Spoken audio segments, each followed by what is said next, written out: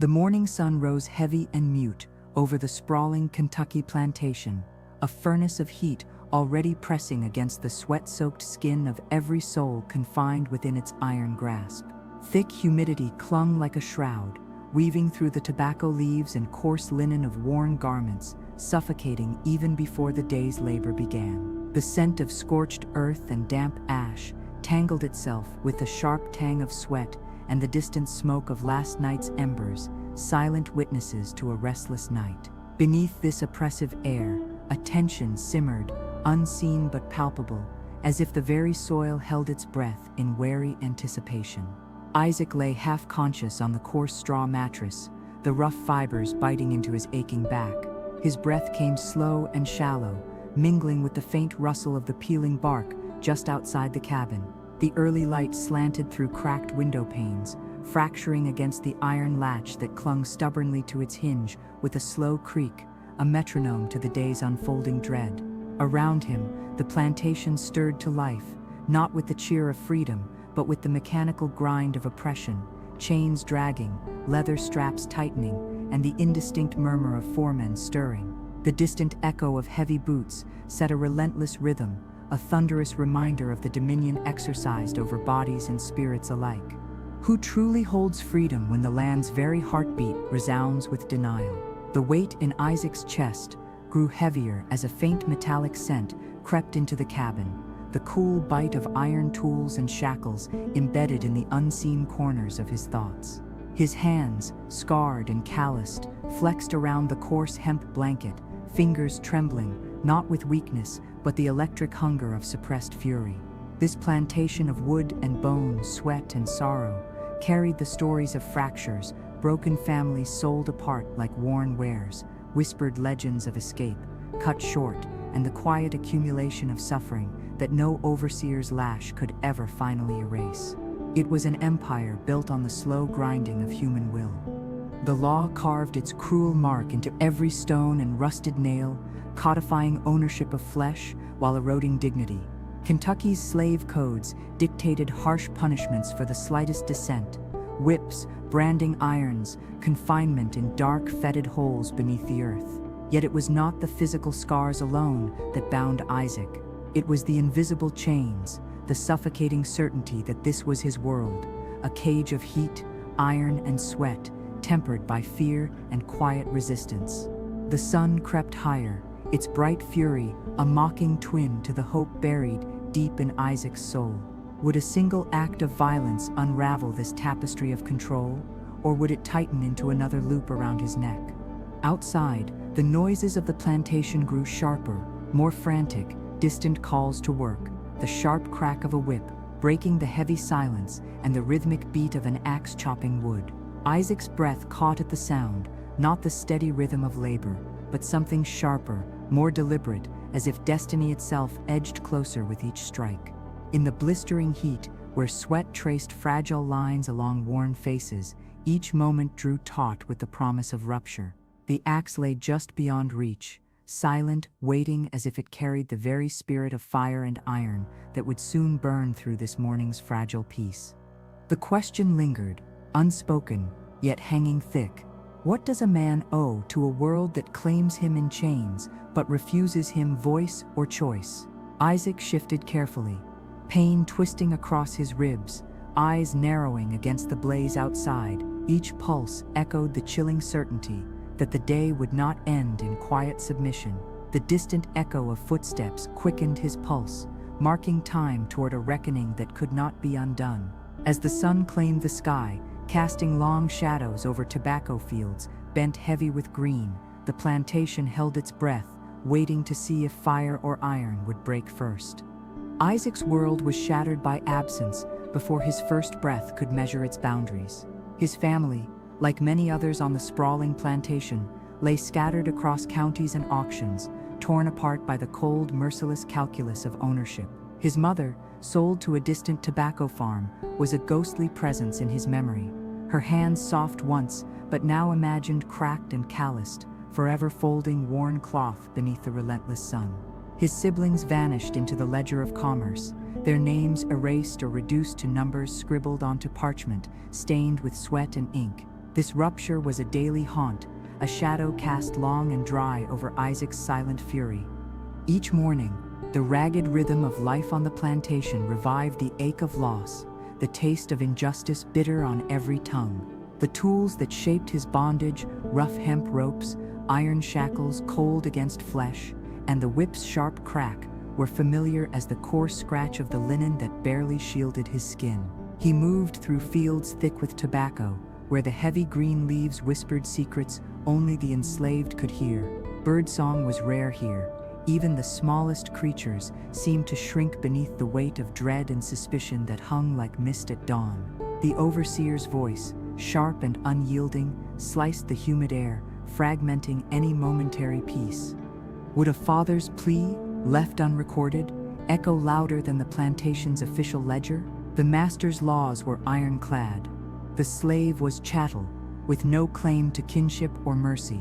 The slave codes of Kentucky bound Isaac as tightly as any chain, enforcing silence with brutal punishments, branding iron-seared flesh. Confinement emptied bodies and spirits into darkness. The faint scent of turpentine and burnt hemp was a grim reminder of this cruel economy, where families like Isaac's were fractured commodities. Yet, beneath the shadow of legal decrees, a deeper reckoning stirred within him, fragile as a flame aflame beneath cold ash. Isaac's gaze lingered on the rough-hewn tools of labor resting against the cabin's splintered wall, axes, hoes, and shovels, stained with history's iron. These instruments, once humble and utilitarian, had turned in his grasp to symbols of a desperate vengeance. His hands flexed around the grains of worn wood, a world removed from the gentle touch of childhood lost, the weight of years crushed beneath a cruel harvest of enforced obedience and stolen dreams. The scent of damp earth, clinging to the thick grooves of his weathered hands, carried the memory of those lost, to the fields, to auctions, to an unrecorded fate. How does a man measure justice when the law is forged in chains of cruelty? Isaac's heart bore the quiet violence of many broken promises, the steady pulse of resistance growing beneath every laboring breath. His thoughts wove between memory and palpable rage, tempered by the aches in his limbs and the silent prayers whispered beneath the thick, humid Kentucky sky. The fabric of his world, woven from the bitter threads of loss and hope, trembled on the verge of being unspooled forever. The plantation's morning chorus, the distant lowing of cattle, the scrubbed footsteps of field workers, the clipped commands of the overseer, folded around Isaac like a tightening rope. There was a tension beneath the hullabaloo, an undercurrent of watchfulness not seen but felt, with every scrape of a boot on weathered wood or rustle of coarse sackcloth. In his chest, a slow-burning fire flickered more fiercely, a promise and a threat wrapped in the cold logic of survival. The axe waited beyond the cabin's threshold, silent and patient, as if it knew the reckoning that would soon split dawn from dusk. Would you, trapped by a world that unmakes your family and denies your voice, seize the day with fury or surrender to the weight of chains? Isaac's breath hitched as the footsteps came closer, echoing with the relentless inevitability of fate. Beneath the heavy heat, the plantation seemed uncertain which would prevail, fire to burn the old order or iron to tighten its grip. The answer lay tangled in the rough textures and bitter scents of that morning, poised on the edge of a new and terrible chapter. The tools of oppression were as varied as they were cruel, etched not only into flesh, but into the very fabric of Kentucky's laws that bound Isaac's existence. These were not mere guidelines, but iron edicts sculpted to crush will and corrupt hope. The slave codes in force during the 1840s forbade even the simplest freedoms. No slave could step beyond plantation boundaries without a written pass. No weapon could be held in hand, and no assembly of more than a handful of enslaved persons was permitted without severe penalties. The scent of burnt hemp and iron mingled with the ever-present dust, a constant reminder that liberty was a whispered rumor barred by iron gates and patrols on horseback. The ledger of punishments was extensive and unyielding. Any conspiracy amongst the enslaved was punishable by death, a sentence hanging like a spectral guillotine over every act of resistance. Whippings left the skin raw and searing, the lashes crack, splitting the damp morning air with terrifying finality. Branding irons still hot glowed in memory, shaping a landscape of shame and ownership. One could glimpse the harshness in the metal collars that chafed against necks, sometimes adorned with spikes to remind the wearer and the world of their place. Such instruments bore the weight of terror, yet beneath this machinery of control simmered a quiet defiance, folded into every glance and gesture unseen by the overseers. How does a soul endure when shackled by laws forged in cruelty and backed by relentless patrols? The curfew of 10 at night fell like a shroud over the fields, extinguishing whispered plans and furtive meetings beneath the cloak of darkness. Mounted patrols swept the land, disrupting any flicker of solidarity. The law did not merely silence bodies, it sought to fracture minds and erase memory. Yet, accounts suggest that beneath this suffocating net, pockets of resistance and whispered rebellion took root, fragile as the gauze of a prisoner's tattered garments, but persistent. Isaac knew this ledger intimately, each decree a scar upon his surfaces, both seen and buried deep.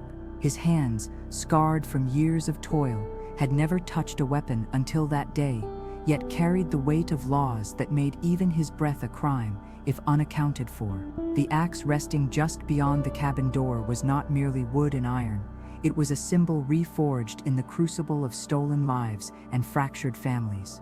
This tool of work turned weapon embodied the paradox of his existence, a heavy promise of both destruction and a desperate hope for reclamation. Would a man be justified in seizing such an instrument to carve a new fate from the cold statutes that chained him? Kentucky's plantation laws demanded submission, but beneath their weight lay the swelling pulse of uprising. The justice meted out to slaves contrasted starkly with the leniency granted white offenders. Murder, arson, and conspiracy warranted swift death for the enslaved, highlighting a brutal legal double standard.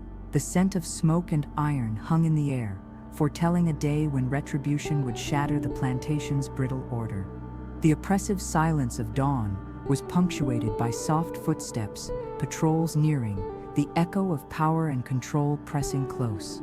Isaac's gaze hardened, muscles tense beneath skin slick with the humid morning. The laws of ownership had carved deep into the bones of his world, yet the fire beneath flared, a single strike of the axe promised a fracture in the chain. The cold metal was heavy in his mind, anchored by the knowledge that every act of rebellion carried a brutal cost, yet fraught with the possibility of tearing the plantation's silence asunder. The weight of fire and iron now rested in his hands, the pivot of fate just a breath away. The plantation was ruled not only by men, but by laws carved with ruthless precision to control, fragment, and extinguish. Kentucky's slave codes demanded total submission, their cold lines etched in legislation as unyielding as wrought iron shackles. By 1844, these laws shaped every heartbeat on the land, locking Isaac into a world where freedom was forbidden and resistance meant certain death. Slaves could not leave without a written pass, nor carry weapons, nor gather in groups beyond a handful. The heavy toll of these prohibitions weighed like iron on Isaac's skin, each restriction a layer in the cage built to contain him. Punishments were brutal, swift, and designed to terrorize. A mere whisper of rebellion or conspiracy meant the noose or a fiery death. Whip lashes cracked through the heavy air as overseers wielded long cowhide instruments, their snaps sharp and piercing like thunderclaps. The leather whips, thick as seasoned oak, tore at flesh, leaving a map of pain that told stories of subjugation. Branding irons, glowing red with unyielding heat, seared the backs of the defiant, while iron collars chafed necks and carried spikes to torment day and night. Such tools were not mere instruments of punishment, but symbols of a system built on the absolute domination of body and spirit. Would you stand silent beneath a regime where even the breath you take might be criminal? Kentucky's mounted patrols, relentless and unforgiving, haunted the dusk and night, their boots stirring up dust, thick with dread. The 10 p.m. curfew was a cold command, curtailing any chance for whispered plans in moonlit shadows. Free blacks and slave sympathizers faced harsh fines or lashes if found conspiring or aiding fugitives. The law was a cage that extended beyond the physical into the mind, a daily grinding oppression that sought to fracture community and memory. Yet, these laws also forged a crucible from which simmering resistance could not be extinguished entirely. Isaac's world bore the unmistakable weight of these statutes. His hands, rough and scarred, bore witness to laws that declared his silence and obedience compulsory. Yet, just beyond the cabin threshold rested the axe, not merely a tool of labor, but a vessel of unspoken defiance. It carried the heavy promise of a reckoning written in iron and fire, the paradox of that cold metal. Both the instrument of making and unmaking held Isaac's fate within its grain, a burden and a hope coiled tightly beneath the choking Kentucky heat. The plantation laws demanded submission, but in the veins of the oppressed, a fever of rebellion pulsed with urgent heat. Could the chains of law ever bind a man's will to vanish beneath their weight? Kentucky's statutes were asymmetrical. They demanded death for slaves guilty of murder, arson, or conspiracy, yet afforded white offenders a fraction of that severity. This sharp legal divide tolled like a grim bell, foretelling the devastation to come. The scent of sweat and smoke hung heavy in the moist air, as Isaac steadied himself against the pull of this brutal system, the heavy curtain of fire and iron closing ever nearer. The axe rested at hand, poised to reshape a world born in cruelty. The law was the silent overseer on every Kentucky plantation, unseen but implacable, its mandates tightening around the throats of the enslaved like an iron noose. The slave codes, first drawn in the late 18th century and brutally enforced throughout the 1840s, were an unyielding edict designed to reduce flesh and blood to mere property, real estate to be bought, sold, chained, or broken. These laws forbade the simplest human liberties. No slave could leave the plantation without written permission. No weapon could be held, no goods traded or promises made without the planter's explicit consent. Even the law recognized slaves not as people, but as assets, to be inherited like land or livestock, their worth measured in ledgers and auctioneers' scales. The codes were relentless in their severity and scope.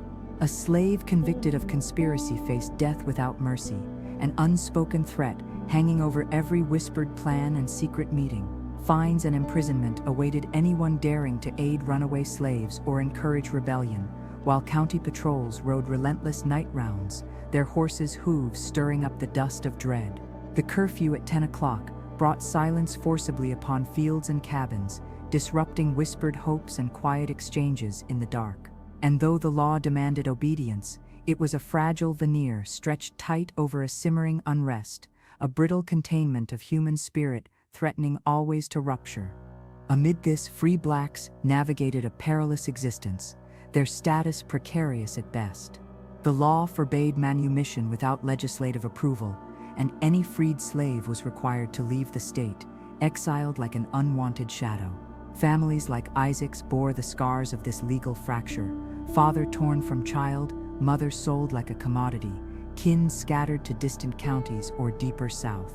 The air was filled with the scent of tobacco and sweat, but beneath it lurked the acrid sting of injustice codified in the very statutes that governed life and death. Kentucky's laws tightened the noose around any flicker of resistance or hope. Would the cold decree of law bend before the storm rising in one man's heart?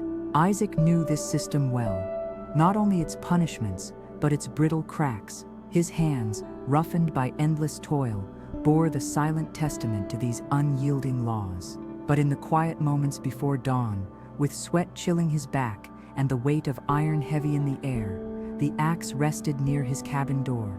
Not just a tool, it was a fulcrum of fate, a weapon poised to challenge a world shaped by cruelty. The long shadow of law stretched over everything, yet the spark of rebellion glimmered beneath, waiting for the moment to break free and reshape the morning light with fire and iron. The night before was a restless blur of whispered hopes and shadowed fears, the air thick with murmurs that slipped between shuttered windows and beneath creaking doors. The cabin was stifling, breath heavy in the close, damp air, where even the faintest clink of iron or rustle of cloth could raise a tide of suspicion. Isaac's gaze darted to the sliver of moonlight spilling through the cracks, a fragile thread between this world and the one he dared imagine. His hands, tired and scarred from the daily grind, clenched the rough wood of his bed frame, knuckles pale beneath the calluses earned in the fields. The weight of absence in his family, his mother sold south, his siblings scattered, pressed down like the humid heat that invaded every crevice of the cabin. Outside, the plantation thrummed with uneasy tension.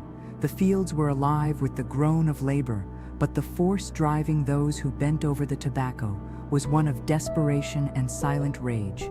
The distant, measured echo of planters' boots was a constant reminder of the ever-watchful eyes that ruled the land.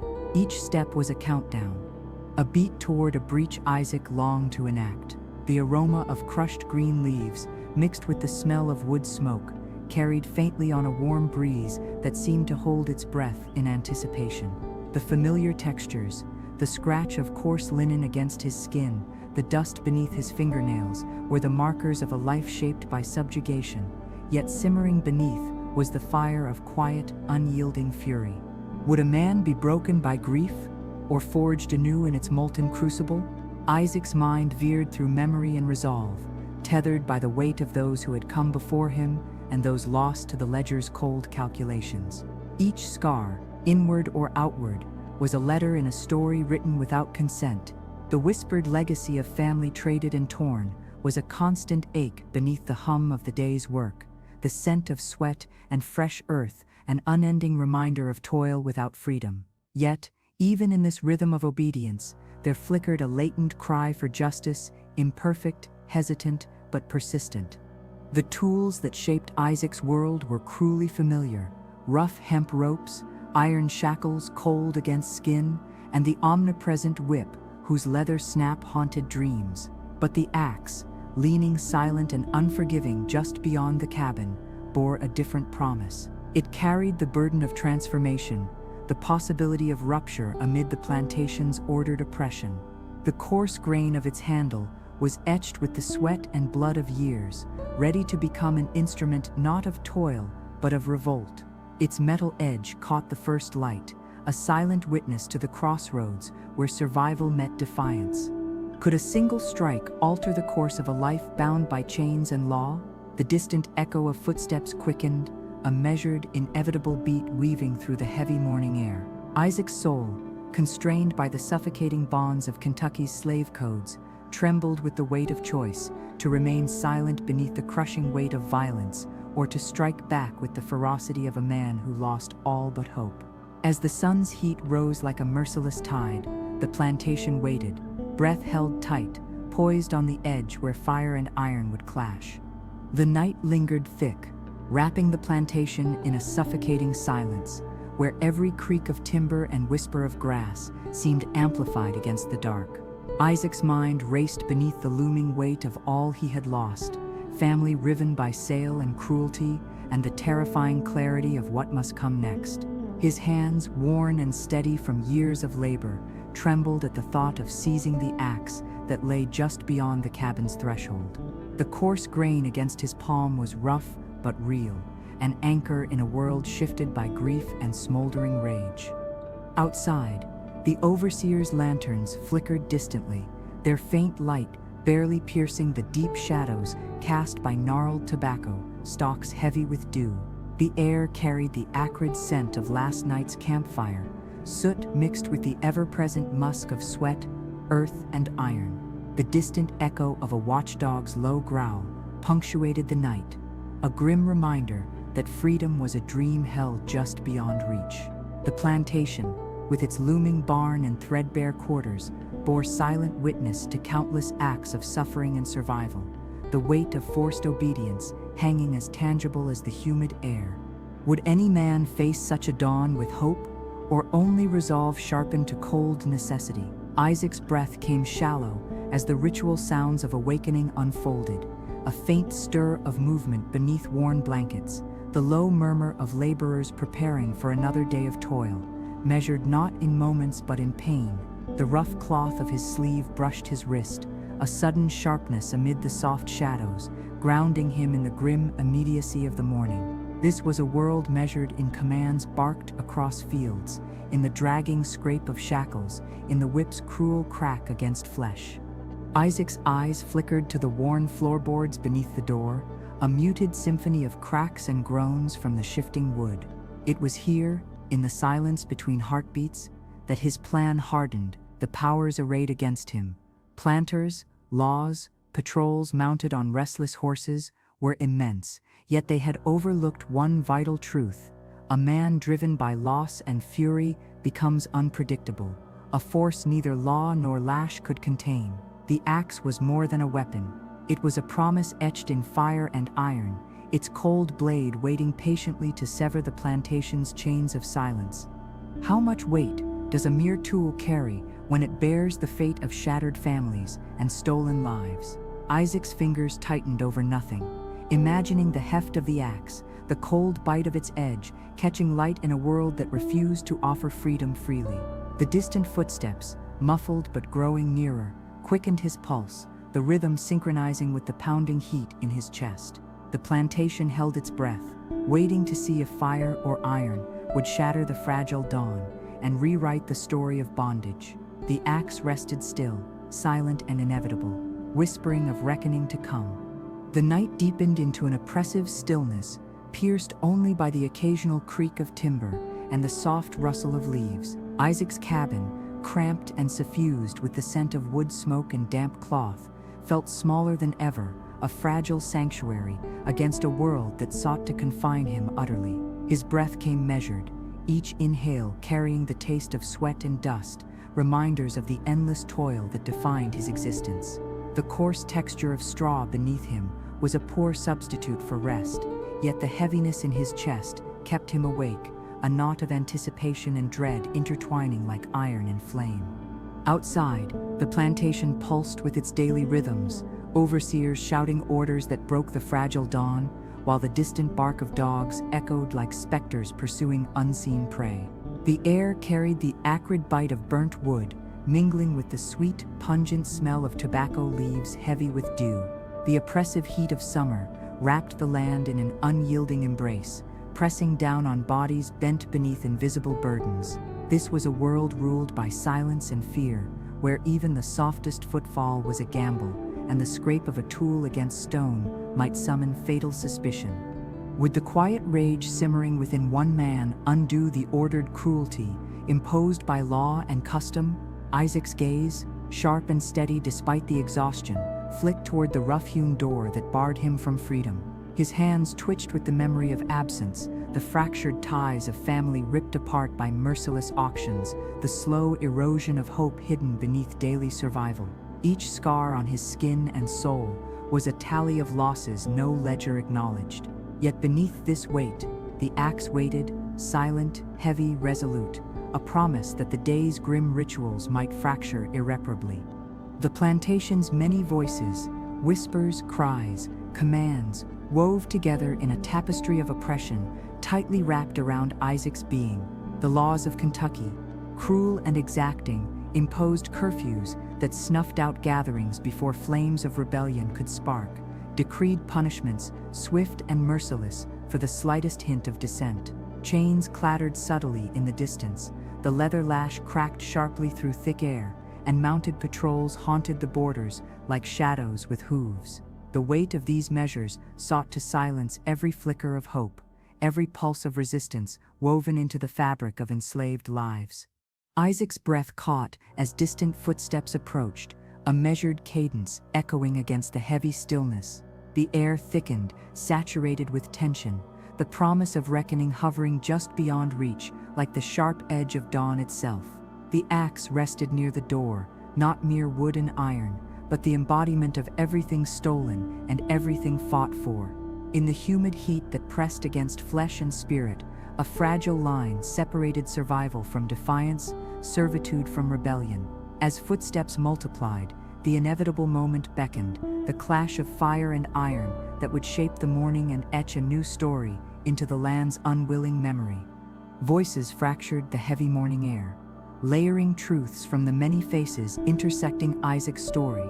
The preacher's sermon echoed with scripture, twisted to justify bondage. God's will, some claimed, rooted in ancient text. His measured voice droned over congregants cloaked in coarse fabric, turning divine mandate into a doctrine of submission. But beneath the pious words lingered a tension, for even faith could not soothe the sting of stolen kin or deny the cruelty witnessed in flesh and bone. The town's doctor offered a colder account, one of broken bodies and wounds deep as unspoken history. His confined gaze traced scars, both fresh and faded, and in his ledger he noted ailments born not of nature, but of neglect and violence. The heavy scent of tinctures and boiling herbs filled his cramped office, a faint antiseptic veil over the rampant suffering. Yet his hands, though tasked with healing, bore no power to undo the brutal calculus of slavery's toll. Gossip spread like smoke, carried by voices both fearful and defiant. Shadows whispered in taverns and market squares, bending fact and fear into rumors that swelled unchecked. Tales of runaway slaves, uprisings quelled in blood, and the restless eyes of those like Isaac swirled through hushed corners. The scent of pipe smoke and spilled ale layered over these murmurs, a cloak that both obscured and revealed the simmering unrest beneath the day's rigid surface. The overseer's voice cut through this chorus, a sharp baritone steeped in authority and menace. His footsteps paced like clockwork across the dusty yards, wielding power through the crack of the whip and the threat it embodied. Yet, behind his stern veneer flickered slivers of doubt, a gaze shadowed by the fear of what a single act of defiance could ignite. His ears carried whispers, too, of disturbed nights, plans unfolding like poisoned roots beneath the fields he ruled. What truth emerges when stories collide? Faith, medicine, rumor, and command. Together, these voices form a fractured mosaic of a place riven with cruelty, resilience, and impending upheaval. Each reveals a different facet of Isaac's world, a world anchored in pain, yet trembling with the possibility of rupture. The weight of these narratives settled in the dust, as palpable as the evening's gathering shadows, waiting for the moment when silence would burst and history would be reshaped by the sharp edge of the axe. Isaac's fate was woven into the very fabric of Kentucky's stubborn legal landscape, where laws in the early 1850s cemented the institution of slavery with an unyielding hand. The Constitution of 1850 declared, bluntly and without mercy, that the right of property, including human property, was sacred above all else, enshrining the owner's claim to his slave and their offspring as absolute and inviolable. This legal decree was a fortress built against emancipation, embedding ownership's sanctity within the Commonwealth's soul. Though slavery's grip tightened, Kentucky's codes had facets less severe than in other southern states. Slaves were not prohibited from learning to read or write.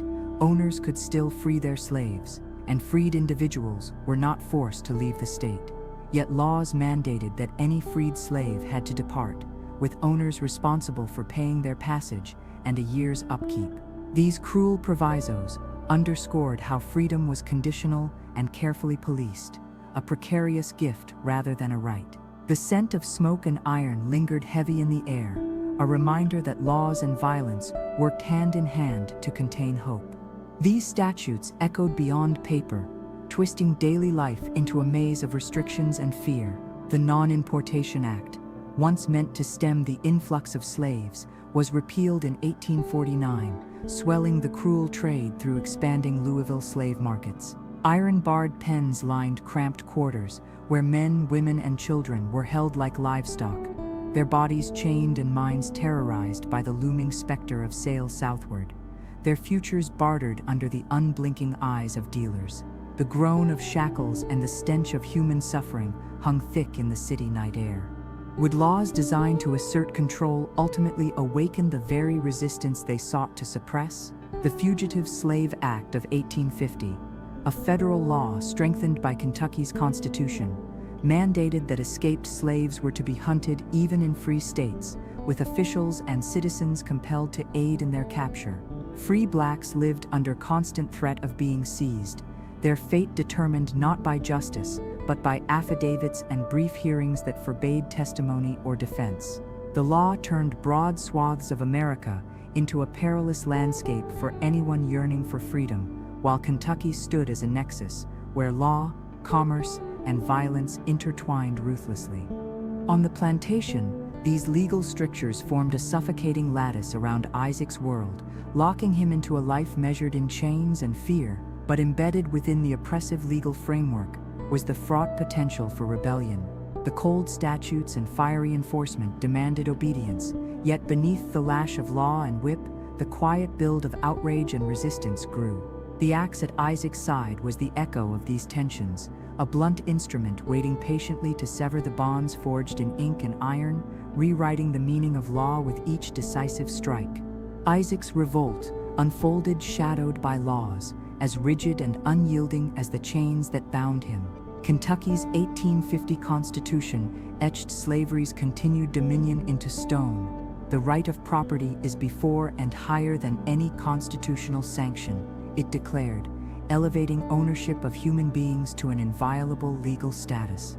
No law could overturn this sacred property right without owner consent or costly compensation, binding masters and slaves alike within a brutal contract of bondage.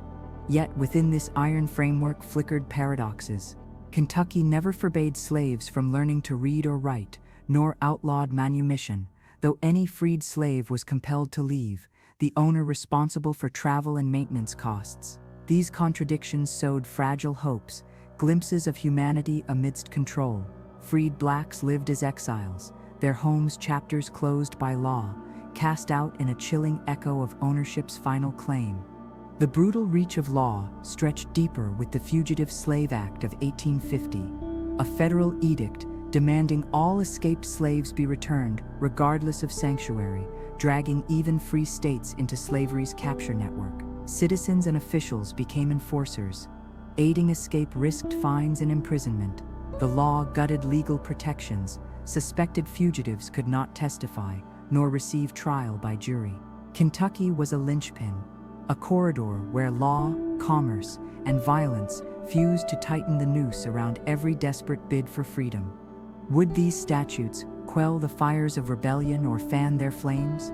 On the plantation, they signaled an era where abolitionist winds were stifled by legal walls, yet against which Isaac's axe struck, a raw, chaotic assertion of agency. The law declared order, but Isaac's fury gave rise to rupture, fire against iron, blood against ledger, the fragile human will against institutionalized cruelty. His strike echoed far beyond the tobacco fields, a moment unrecorded by law, but etched forever in memory's shadowed archive. The final reckoning burst into the waning light of dusk, a moment suspended between earth and sky, fire and iron. Isaac stood amid the fields, the tobacco leaves whispering secrets in the hot breeze, the weight of the axe steady in his grasp. His breath came sharp and ragged, each inhalation a battle won against the heaviness settling deep in his chest. The fading sun cast long shadows, stretching like chains across the land, a cruel reminder of the bondage that had shaped his world, now trembling on the edge of rupture. The planters gathered, their faces a grim tapestry of shock and fury. Men who had wielded power as surely as Isaac now wielded rage. Their voices, sharp as the crack of whips, pierced the dusk, calling for order and retribution.